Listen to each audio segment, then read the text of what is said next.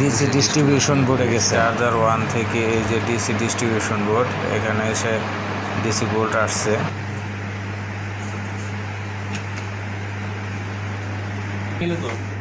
নিচের অংশে মিলছে। হ্যাঁ হ্যাঁ নিচের অংশ মিলতেছে তো।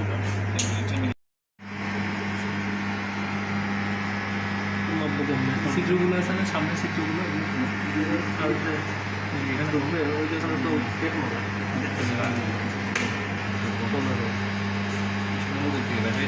15 আসছে চার্জার থেকে।